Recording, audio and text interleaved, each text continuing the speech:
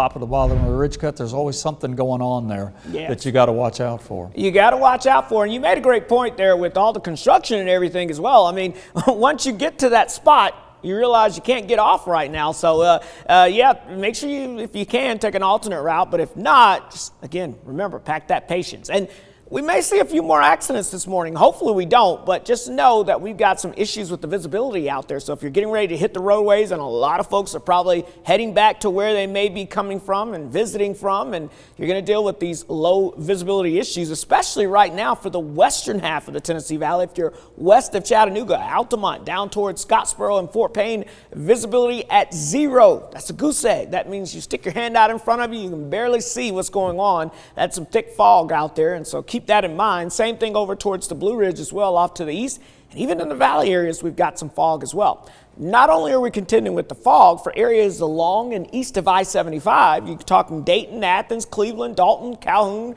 over towards Murphy, we're dealing with some wet roadway conditions here. So if you've been west of 75, it's been fairly dry the past couple of hours, but east, we still have some of those scattered downpours, and that's leading to some foggy conditions and some wet roadways out there. So here's a look at the radar right now. You see a couple of spotty showers north and east of Dayton and Athens, a few more downpours over towards Murphy. Right now we're seeing some of the heaviest activity just north of Calhoun now in Gordon County. In fact, we've got a heavy downpour right now crossing over I-75 in Gordon County, so keep that in mind. Boy, this rainfall has been amazing. Remember, there was a time we couldn't buy a raindrop for about 3 months, and all of a sudden, it seems like weekly now we're talking about 1 to 2 inches of rainfall making its way in, and this week is no exception. In fact, over the past 24 hours now in Chattanooga, we bumped that total up now to about over 1 3/4 inches now. So we are looking pretty good with the rainfall totals out there, and some areas had a little more than that.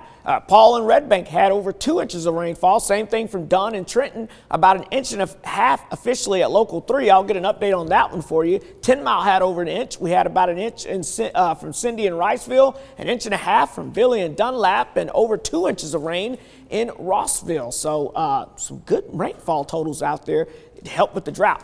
Fog, morning showers east of I-75, then clouds through the midday time frame with a couple of peaks of sunshine by the late afternoon hours. Temperatures, though, staying mild in the low 60s, but that may not last for too long. Let's talk about the changes heading our way. So this front moving away from the area, but there's another part of the system. It's an upper level low over the upper Midwest. This thing is going to cut off from this frontal boundary and move south. So what does that do? These upper level lows, they tend to carry their own cold air with them. So you can see how deep and strong the system is, and that pocket of cold air aloft with it. And as that cold air rotates on through, it tends to act like a wet rag or a sponge and helps to squeeze out any available moisture. But remember, it's coming with some cold air. So what does that mean? Well, let's track it with the next big thing here. Here's that cutoff low pressure. You see how it broke apart from that front? As it moves south and east, you'll notice the timing there. Thursday night into Friday could bring some flurries or snow showers into portions of the Tennessee Valley and the south. So it is something we'll watch. The overall trend, though,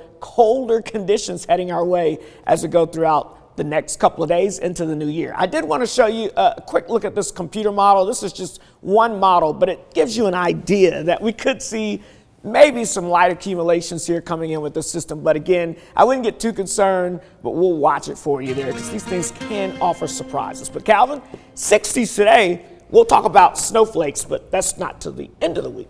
Okay, should we get excited about that? I mean, if you want to see some snowflakes, hey, you know, I think you can get excited. If you want to come and give me a ride to work, you also can bring the four-wheel drive. And then, no, I'm just kidding. It should not be a bad thing. We won't talk about that. Yeah, All hopefully right, not. thanks, Cedric. All right.